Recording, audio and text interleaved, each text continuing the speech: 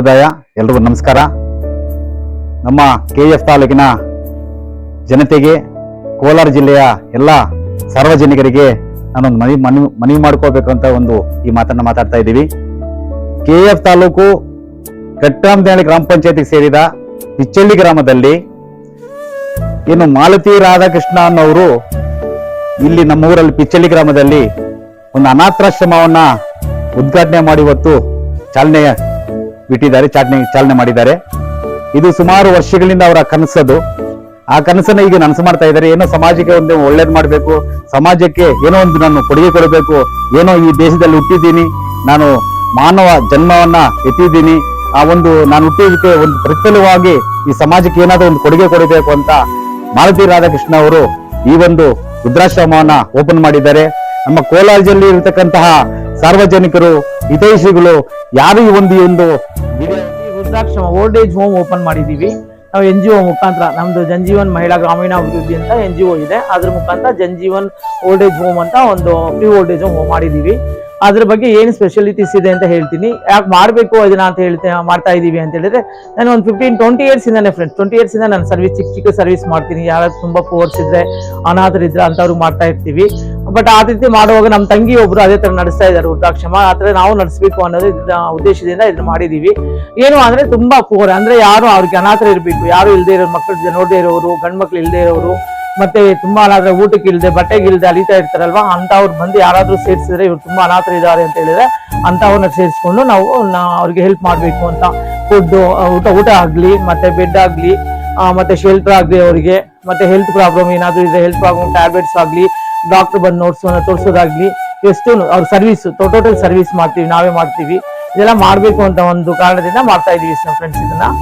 ಮತ್ತೆ ಇಲ್ಲಿ ಎಷ್ಟು ಜನಕ್ಕೆ ಮಾಡಿದೀವಿ ಅಂದ್ರೆ 13 ಜನಕ್ಕೆ ಮಾಡಿದೀವಿ. ನನ್ನಿಂದ ಇಂಪ್ರೂವ್ ಆಯ್ತು ಅಂದ್ರೆ ಇನ್ನೊಂದು ಸ್ವಲ್ಪ 7 ಜನಕ್ಕೆ ನಮ್ದೇ ಲ್ಯಾಂಡ್ ಇದೆ, ಅದ್ರಲ್ಲಿ ಎಕ್ಸ್ಟ್ರಾ ಮಾಡ್ಬೇಕು ಅಂತ ಉದ್ದೇಶ ಇದೆ. ಈ ರೀತಿ ಮತ್ತೆ ಪೇಯಿಂಗ್ ಅವ್ರು ಯಾರಾದ್ರೂ ರಿಟೈರ್ಡ್ ಆಗಿ ಅವ್ರ ಮಕ್ಳು ನೋಡದೇ ಇರ್ತಾರಲ್ವಾ ಅಂತವ್ರಿಗೂ ಪೇಯಿಂಗ್ ರೂಮ್ಸ್ ಇಟ್ಟಿದೀವಿ.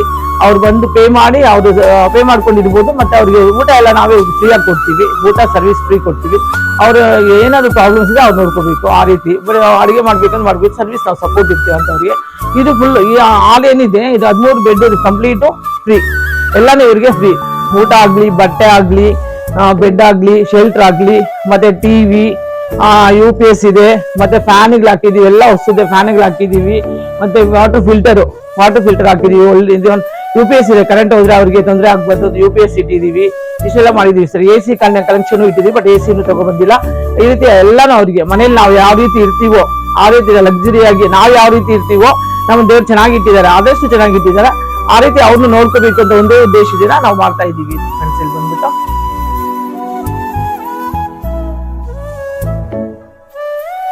ಫ್ರೆಂಡ್ಸ್ ಇದು 13 ಬೆಡ್ ಮಾತ್ರ ಹಾಕಿದೀವಿ. ಇಲ್ಲಿ ನಮ್ಗೆ ಈ ಜಾಗ ಇರೋದು ಪಕ್ಕದಲ್ಲೇ ನಮ್ಮ ಮನೆ ಇರೋದು, ಮನೆ ಕೂಡ ತೋರಿಸ್ತೀವಿ. ಇದು 13 ಬೆಡ್ ಇಲ್ಲಿ ಹಾಕಿದೀವಿ ಅಂದ್ರೆ ಇನ್ನೂ ಸರ್ವಿಸ್ ನಾವು ಹತ್ರ ಇದ್ರೆ ಚೆನ್ನಾಗಿ ಮಾಡ್ತೀವಿ ಅಂತ ಇಲ್ಲಿ ಹಾಕೊಂಡಿದೀವಿ. ಇಲ್ಲಿಂದ ನಮಗೆ ಸರ್ವಿಸ್ ಮಾಡಿ ಮತ್ತೆ ವರ್ಕರ್ಸ್ ಎಲ್ಲ ನಮ್ಗೆ ಸಿಕ್ಕಿ ನಮ್ಗೆ ಇನ್ನೊಂದು ಸ್ವಲ್ಪ ಹೆಲ್ಪ್ ಆಯ್ತು ಅಂತ ಹೇಳಿದ್ರೆ ನಮ್ದೇ ಜಮೀನು ಇದೆ, ಇಲ್ಲೇ ರೋಡ್ ಸೈಡ್ ಇದೆ ಜಮೀನು. ರೋಡ್ ಸೈಡ್ ಅಲ್ಲಿ ನಾವು ಇನ್ನೂ ದೊಡ್ಡದಾಗಿ ಮಾಡಬೇಕು. ಇನ್ನ ಒಂದು 50-60 ಮೆಂಬರ್ಸ್ ನಾವು ಎಕ್ಸ್ಟ್ರಾ ಮಾಡಬೇಕು ಅನ್ನೋದು ಒಂದು ಉದ್ದೇಶ ಇದೆ. ಅದು ಬರೀ ಅನಾಥರಿಗೆ, ತುಂಬಾ ಅನಾಥರಿಗೆ ಮಾಡಬೇಕು ಅನ್ನೋದು ಒಂದು ಉದ್ದೇಶ ಇದೆ. ನಮ್ಗೆ ಅದು ನನ್ನ ಬ್ಲಡ್ ಅಲ್ಲೇ ಬಂದಿದೆ ಸರ್. ಅದು ನಮ್ಗೆ ನಮ್ಮ ಫ್ಯಾಮಿಲಿಯಲ್ಲಿ ತುಂಬಾ ಜನ, ನಮ್ಮ ತಂದೆಯವರಾಗ್ಲಿ ನಮ್ಮ ತಾತವರಾಗ್ಲಿ ಅವ್ರು ಸ್ವಲ್ಪ ಸರ್ವಿಸ್ ಮಾಡೋರವರು. ನನಗೂ ಅದು 15-20 ಇಯರ್ಸ್ ಇಂದ ನಮ್ಮ NGO 20 ಇಯರ್ಸ್ ಆಗಿದೆ ಅದು ರಿಜಿಸ್ಟ್ರೇಷನ್ ಆಗಿ. ಆದ್ರಿಂದ ಅವಾಗದಿಂದ ಸ್ವಲ್ಪ ನಾವು ಮಾಡ್ಕೊಂಡು ಬಂದಿದ್ದೀವಿ. ಈಗ ಅದನ್ನ ಸ್ವಲ್ಪ ದೊಡ್ಡದು ಮಾಡ್ಬೇಕು, ಸರ್ವಿಸ್ ನಾವೇ ಮಾಡ್ಬೇಕು, ಹೆಲ್ಪ್ ಮಾಡ್ಬೇಕು. ತುಂಬಾ ಊಟಕ್ಕೆ ಇಲ್ದೆ ಅದಿಲ್ದೆ ಅಲಿತಾ ಇರ್ತಾರೆ. ಇವಾಗ ಇಬ್ಬರು ಬಂದಿದ್ದಾರೆ. ಅವ್ರು ನೋಡಿದಾಗ ಬೆಳಿಗ್ಗೆ ಅವ್ರು ಬಂದು ಕಾಲು ಇಟ್ಕೊಂಡ್ಬಿಟ್ರು, ನನಗೆ ಕಳಿಸ್ಬೇಡಿ ಹೊರಗಡೆ, ನನ್ನ ತಗೊಳ್ಳಿ, ನನಗೆ ಈ ತರ ಪ್ರಾಬ್ಲಮ್ ಇದೆ ಅಂತ ಹೇಳ್ಬಿಟ್ಟು. ಆ ರೀತಿ ಎಲ್ಲ ಅವ್ರು ನೋಡಿದಾಗ ನಮ್ಗೆ ನೋವು ಹಾಳು ಬಂದ್ಬಿಡುತ್ತೆ, ಇಷ್ಟು ಕಷ್ಟ ಇದೆ ನಮ್ಮ ಮನುಷ್ಯ ಜೀವನ ಮಾಡೋಕೆ ಅಂತ ಅವ್ರಿಗೆ ನಾವು ಹೆಲ್ಪ್ ಮಾಡ್ಬೇಕು, ನಮ್ಮ ಕೈಯಲ್ಲಿ ಆಗದ್ ಮಾಡ್ಬೇಕು ಅನ್ನೋದು ನಮ್ಮ ಉದ್ದೇಶ. KGF ಜನರಿಗೆ ಆಗ್ಲಿ, ಕೋಲಾರ ಅವರಿಗೆ ಆಗ್ಲಿ, ಯಾರೇ ಆಗ್ಲಿ ಈ ತರ ಅನಾಥರು ಇರ್ಬೇಕು, ಕಂಪ್ಲೀಟ್ ಅನಾಥರು ಇದ್ದು ಯಾರು ಇಲ್ದೇ ಇರೋರು ಇದ್ರೆ ನಮ್ಗೆ ಫೋನ್ ಮಾಡಿ ನಾವು ಅವ್ರಿಗೆ ಕರ್ಕೋತೀವಿ. ಬಟ್ ಅವ್ರನ್ನ ಕರ್ಕೊಂಡು ಬಂದು ಯಾರು ಬಿಡೋರು ಕೂಡ ಅವ್ರ ಆಧಾರ್ ಕಾರ್ಡು ಅವ್ರ ಫೋಟೋ ಕೊಡ್ಬೇಕು. ಯಾರೋ ಗಾಡಿಯಲ್ಲಿ ಹೋಗೋರು ಬಂದು ನಾನು ಅನಾಥ ಅಂತ ಹೇಳ್ಬಿಟ್ರೆ ಆಗೋದಿಲ್ಲ. ಏನೋ ಒಬ್ರು AE ಆಗಿ ರಿಟೈರ್ಡ್ ಆಗಿದೆ, ಅವ್ರು ಬಂದು ನಾನು ಅನಾಥ ಫ್ರೀ ಓಲ್ಡ್ ಏಜ್ ಹೋಮ್ ಇರ್ತೀನಿ ಅಂತ ಹೇಳ್ತಾರೆ. ಪೆನ್ಷನ್ ಎಲ್ಲ ಬರುತ್ತೆ, ಈ ಫ್ರೀ ಓಲ್ಡ್ ಏಜ್ ಹೋಮ್ ಕೊಡಕ್ಕಾಗಲ್ಲ, ಬರೀ ಅನಾಥರಿಗೆ ಮಾತ್ರ ಕೊಡ್ತೀವಿ, ನೀವು ಪೇಯಿಂಗ್ ಅಲ್ಲಿ ಇರ್ಬೋದು ಅಂತ ಹೇಳಿದ್ವಿ. ಆದ್ರೆ ಯಾರಾದ್ರು ಬೇರೆಯವ್ರ ಆಧಾರ್ ಕಾರ್ಡ್ ಕರ್ಕೊ ಬರ್ತಾರಲ್ವಾ, ಅವ್ರು ಬಂದು ಅವ್ರ ಅನಾಥ ಅಂತ ಹೇಳ್ಬೇಕು. ಚೆನ್ನಾಗಿರೋರು ದುಡ್ಡು ಜೋಬಲ್ಲಿ ಇಟ್ಕೊಂಡಿರೋರು ಬಂದು ನಾನು ಅನಾಥ ಇಲ್ಲ, ಫ್ರೀಯಾಗಿ ನಾವು ನಮ್ಮ ಮನೇಲಿ ಹೆಂಗಿರುತ್ತೆ ಹಂಗ್ ಮಾಡ್ತೀವಿ ಸರ್. ಅವ್ರಿಗೆ ಇನ್ನೇನ್ ಬೇಕು, 3 ಹೊತ್ತು ಊಟ, ಕಾಫಿ, ಟೀ ಎಲ್ಲ ನಡೆಯುತ್ತೆ, ಸರ್ವಿಸ್ ನಡೆಯುತ್ತೆ, ಎಲ್ಲ ನಡೆಯುತ್ತೆ. ಬಂದು ದುಡ್ಡನ್ನ ಇಟ್ಕೊಂಡು ಕುತ್ಕೊಂಡ್ಬಿಡ್ತಾರೆ. ಅಂತವ್ರಿಗೆಲ್ಲ ನಾವು ಚಾನ್ಸ್ ಕೊಡಲ್ಲ. ಇವ್ರು ಅನಾಥರು ಅಂತ ನಮ್ಗೆ ಗೊತ್ತಾಗ್ಬೇಕಲ್ವಾ, ಅದಕ್ಕೆ ಬೇರೆಯವ್ರು ತಗೊಬಂದು ಬಿಡ್ಬೇಕು. ಹೌದು, ಅವ್ರ ಪ್ರೂಫ್ ಬೇಕು. ಅವ್ರಾದ್ರೂ ಬಂದು ಗ್ಯಾರಂಟಿ ಇವ್ರು ಅನಾಥರೇ, ನಾವಿದ್ದೀವಿ, ಅವ್ರ ಆಧಾರ್ ಕಾರ್ಡ್, ಅವ್ರ ಫೋಟೋ, ಅಡ್ರೆಸ್ ಎಲ್ಲ ಕೊಡ್ಬೇಕು. ನೆಕ್ಸ್ಟ್ ನಮ್ಗೆ ಏನಾದ್ರು ಇವ್ರು ಕರೆಕ್ಟ್ ಇಲ್ಲ, ಸರಿ ಇಲ್ಲ ಅಂತ ಹೇಳಿದ್ರೆ ಅವ್ರಿಗೆ ಫೋನ್ ಮಾಡಿ ಕಳಿಸ್ಬಿಡ್ತೀವಿ. ಏನಾದ್ರು ಒಂದು ಕೊಡುಗೆ ಕೊಡಬೇಕು ಅಂತ ಮಾಲತಿ ರಾಧಾಕೃಷ್ಣ ಅವರು ಈ ಒಂದು ವೃದ್ಧಾಶ್ರಮವನ್ನ ಓಪನ್ ಮಾಡಿದ್ದಾರೆ.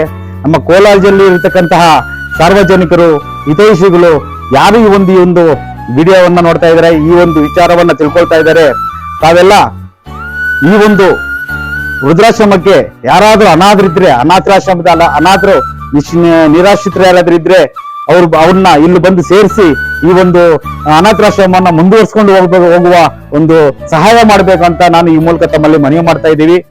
ಏನು ಈ ಒಂದು ಕೆಲಸ ಮಾಡ್ತಾ ಇದ್ದಾರೆ ಮಾಲತಿ ರಾಧಾಕೃಷ್ಣ ಅವರು ಸುಮಾರು ವರ್ಷಗಳಿಂದ ಸಣ್ಣದಾಗಿ ಚಿಕ್ಕದಾಗಿ ಊರಿಗೆ ಹೋಗಿ ಅನಾಥರಿಗೆಲ್ಲ ಬುಕ್ಸ್ ಕೊಡೋದಾಗ್ಲಿ, ಊಟ ಕೊಡೋದಾಗ್ಲಿ, ಬಟ್ಟೆ ಕೊಡೋದಾಗ್ಲಿ, ದವಸ ಧಾನ್ಯಗಳು ಕೊಡೋದಾಗ್ಲಿ ಮಾಡ್ತಾ ಇದ್ರು. ಅವರು ಈ ಸುಮಾರು ವರ್ಷಗಳನ್ನ ಮಾಡ್ಕೊಂಡು ಬರ್ತಾ ಇದ್ರು. ಈಗ ಅವರೇ ಸ್ವಂತ ದುಡ್ಡನ್ನು ಖರ್ಚು ಮಾಡಿ, ಅವರೇ ಸ್ವಂತ ಬುದ್ಧಿಯಿಂದ ಏನೋ ಸಮಾಜಕ್ಕೊಂದು ಒಳ್ಳೇದ್ ಮಾಡೋಣ, ಜನರಿಗೆ ಒಳ್ಳೇದ್ ಮಾಡೋಣ ಅಂತ ಹೇಳ್ತಾರೆ.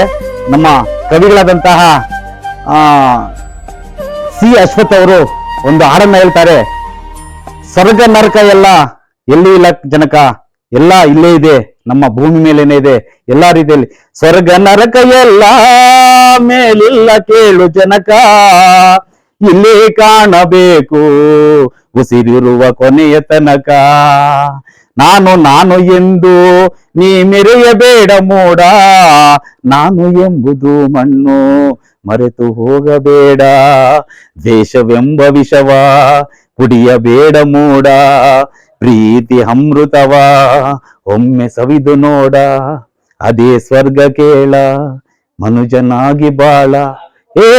ಒಲಿತು ಮಾಡು ಮನಸ ನೀರೋದು 3 ದಿವಸ, ಒಲಿತು ಮಾಡು ಮನಸ ನೀರೋದು 3 ದಿವಸ. ಈ ವಿಚಾರವನ್ನ ಇಟ್ಟು ಏನೋ ಒಂದು ಜನರಿಗೆ ಒಳ್ಳೇದು ಮಾಡ್ಬೇಕು, ಏನೋ ವಯಸ್ಸಾದವರಿಗೆ ಒಂದು ಸೇವೆ ಮಾಡ್ಬೇಕು, ತಂದೆ ತಾಯಿಗೆ ಹೆಚ್ಚಾಗಿ ಸೇವೆ ಮಾಡಬೇಕು ಅನ್ನೋ ಉದ್ದೇಶ ಇಟ್ಕೊಂಡು ಈ ಅನಾಥಾಶ್ರಮನ ಅವರು ಉದ್ಘಾಟನೆ ಮಾಡಿ ಅನಾಥಾಶ್ರಮನ ಲೋಕಾರ್ಪಣೆ ಮಾಡಿದ್ದಾರೆ. ಅದಕ್ಕೆ ತಾವೆಲ್ಲ KGF ತಾಲೂಕಿನ ಇರ್ತಕ್ಕಂಥ ಜನತೆ, ಕೋಲಾರ ಜಿಲ್ಲೆ ಇರ್ತಕ್ಕಂಥ ಸಾರ್ವಜನಿಕರೆಲ್ಲೂ ಸೇರಿ ಈ ವೃದ್ಧಾಶ್ರಮಕ್ಕೆ ಅನಾಥರನ್ನ ಸೇರಿಸಿ ಪುಣ್ಯ ಕಟ್ಕೋಬೇಕು ಅಂತ ತಮ್ಮಲ್ಲಿ ಕಳಕಳಿಯಿಂದ ಮನವಿ ಮಾಡ್ಕೊಳ್ತಾ ಇದೀವಿ. ನಮೋ ಬುದ್ಧಾಯ.